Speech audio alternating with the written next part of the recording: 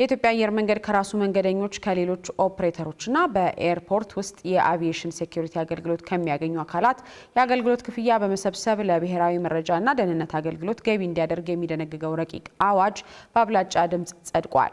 የደህንነት ክፍያው ከሀገር ውስጥ በረራ 30 ብርና ለዓለም አቀፍ በረራ ደግሞ $1 መሆኑን በተነገረበት የሕዝብ እንደራሴዎች ምክር ቤት 15ኛ መደበኛ ስብሰባ በስፖርቱ ዘርፍ የሚታዩ ሙስናን ጨምሮ በርካታ የመልካም አስተዳደር ችግሮች ዙሪያ ዘላቂ መፍትሄ ያመጣል የተባለ ረቂቅ አዋጅም በተመሳሳይ ጸድቋል።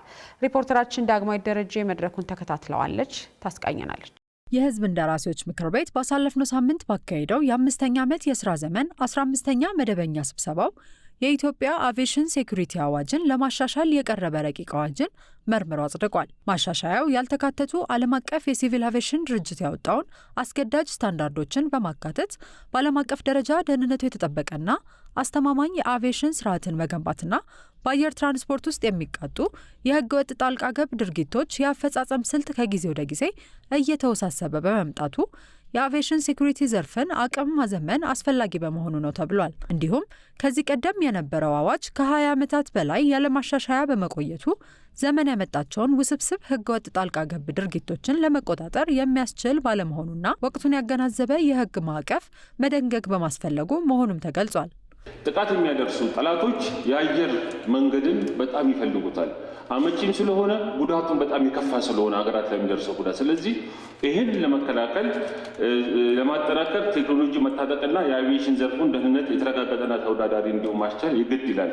በመሆኑም አሁን በጸደቀው አዋጅ መሰረት የኢትዮጵያ አየር መንገድ ከመንገደኞቹ ከሌሎች ኦፕሬተሮችና በኤርፖርት ውስጥ የአቪዬሽን ደህንነት አገልግሎት ከሚያገኙ አካላት ሁሉ የአገልግሎት ክፍያ በመሰብሰብ ለብሔራዊ መረጃና ደህንነት አገልግሎት ገቢ እንደሚያደርግም ተነግሯል። የአየር መንገዱ ሲቪል አቪዬሽን ከተለያዩ ተቋማት ጋር በመተባበር ከኢትዮጵያ አየር መንገድ ግሩፕ ጋር በጋራ በመሆን አስፈላጊውን በጀት ከቲኬት ኦልሬዲ እየሰበሰበ ነው።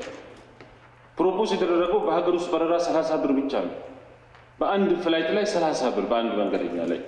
የውጭ ሀገር በረራ ላይ ፕሮፖዝ የተደረገው አሁን $1 ነው። ከሌሎች ሀገራት አንጻር ስናየው የኛ ኢሚነንት ነው ማለት እንችላለን።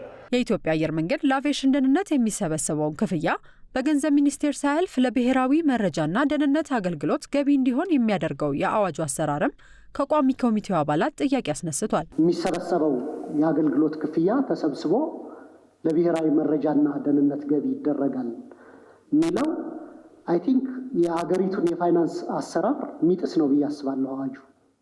ምክንያቱም ለሲቪል አቪዬሽን ባለስልጣንም ለብሔራዊ መረጃና ደህንነትም ፓርላማው ነው በጀት የሚመድበው።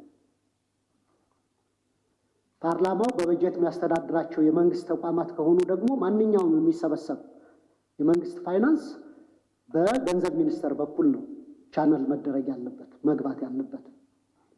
የኢትዮጵያ አየር መንገድ ግሩፕ የደህንነት ክፍያን እንዲሰበስብ ብሎም ዓለም አቀፍ የዋጋ መለዋወጥ ሲኖር ምክር ቤቱን ሳይጠይቅ ለውጦችን እንዲያደርግ የሚፈቅድ ዓለም አቀፍ ተቋም መሆኑን የጠቀሱት ምክትል ሰብሳቢው ይህም የመንግስትን አሰራር አይጥስም ብለዋል። ዋጋ የአውሮፕላን ቲኬት በየጊዜው ይቀያየራል። ዓለም አቀፍ የነዳጅ ሁኔታ ይቀያየራል። ኢኮኖሚ ፍላክቹዌት ያደርጋል።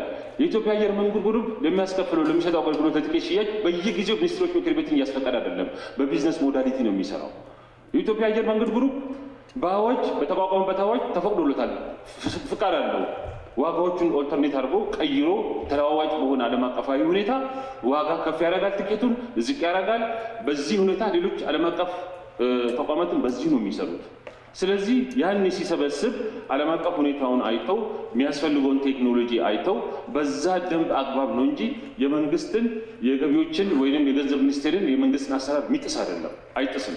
እንዲሁም የደህንነት ክፍያው ከተጓዦች ላይ መሰብሰቡ አግባብ አይደለም የሚል አስተያየት ከምክር ቤቱ የተነሳ ሲሆን ለዚህም አስተያየት ምክትል ሰብሳቢው ምላሽ ሰጥተዋል። ክፍያውንም በተመለከተ ከተጓዦች መሰብሰብ አለበት ብዬ አላስብም። መሰብሰብ ያለበት ከአየር መንገዶች ነው።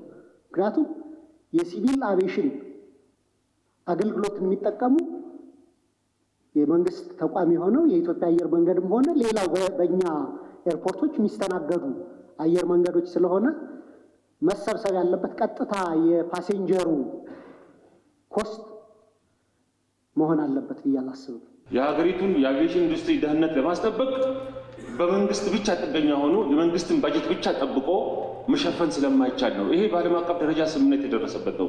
በመንግስት በጀት ብቻ ሊሸፈን አይችልም። በመጨረሻም ምክር ቤቱ የቀረበውን የኢትዮጵያ አቪዬሽን ሴኩሪቲ አዋጅ ረቂቅ አዋጅ በሁለት ተቃውሞና በሁለት ድምፅ ተአቅቦ በአብላጫ ድምፅ አጽድቋል።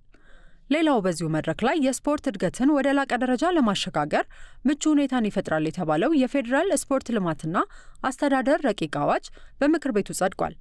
ረቂቅ አዋጁ በስፖርቱ ዘርፍ የሚታዩ ክፍተቶችን ለመሙላት እንዲሁም አካታች፣ አሳታፊ፣ ዘመናዊና አስተዳደራዊ የአሰራር ስርዓትን ለመዘርጋት ምቹ መደላደል ይፈጥራል ተብሏል። በዚህ ወቅት የኢትዮጵያ ዓለም አቀፍ ስታንዳርድን የሚያሟሉ ስታዲየሞች ጥቂት ከመሆናቸው ጋር በተያያዘ ብሔራዊ ቡድኑም ሆነ የሀገራችን የኳስ ቡድኖች ሌሎች ሀገራት ላይ እየሄዱ እንደሚጫወቱ ተጠቅሶ ይህ አዋጅ በዚህ ላይ የሚኖረው አስተዋጽኦ ላይ ከምክር ቤቱ ጥያቄ ቀርቧል። ለተጠየቀው ጥያቄ የባህልና ስፖርት ሚኒስትሯ ሸዊት ሻንካ ምላሽ ሲሰጡ አሁን ላይ በርካታ ዓለም አቀፍ ስታንዳርዶችን ያሟሉ ስታዲየሞች መሰራታቸውንና በግንባታ ላይ ያሉ መኖራቸውንም ገልጸዋል። ዓለም አቀፍ ስታንዳርድ ያሟሉ ስታዲየሞች ባለመኖራቸው እግር ኳሳችን በሌሎች ሀገራት ይጫወታል ተብሎ የተነሱ ሀሳቦች አሉ።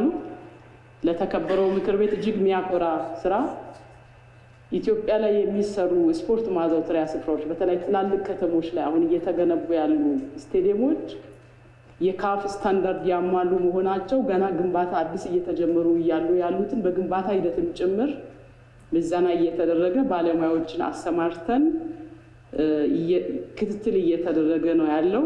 እንዲሁም የአትሌቶችና የእግር ኳስ ተጫዋቾች መረጣ በሙስና እንደሚደረግና በርካታ ብልሹ አሰራሮች ያሉ በመሆኑ አዋጁ በዚህ ላይ ምን አይነት ማሻሻያ እንደሚያደርግም ከምክር ቤቱ ጥያቄ የቀረበ ሲሆን ለዚህም ምላሽ ተሰጥቷል። ቅድም ያነሳችሁት ከሙስናም ከተለያየም ነገር የተነሳ ጉዳይ ላይ ያለ ትክክል ነው። እዚህ ኃጢአት መዘርዘር ያስፈልገን። እያንዳንዱ ሰው ያውቃል፣ ስፖርት ምን ችግር እንደገጠመው ያውቃል። ህግ ደግሞ ብቸኛና ብቸኛ አይደለም። ህግ የራሱ ስርዓት አለው፣ ሲስተም አለው፣ በስርዓት እንዲመራ ያደርጋል። ነገር ግን የአስተሳሰብ ጉዳይ ነው። አስተሳሰብ መገንባት የምንችልበትም ነው። አዋጁ የስፖርቱ ዘርፍ ዘመናዊ የአሰራር ስርዓትን የተከተለ እንዲሆን በማድረግ በዘርፉ ለሚስተዋሉ ማነቆዎች ምላሽ የሚሰጥና ሀገሪቱ ከዘርፉ ማግኘት ያለባትን ጥቅም እንድታገኝ በማድረግ ረገድ ጉልህ ሚና ይኖረዋል ተብሏል። በመጨረሻ ምክር ቤቱ የቀረበለትን ረቂቅ አዋጅ በሙሉ ድምፅ አጽድቋል።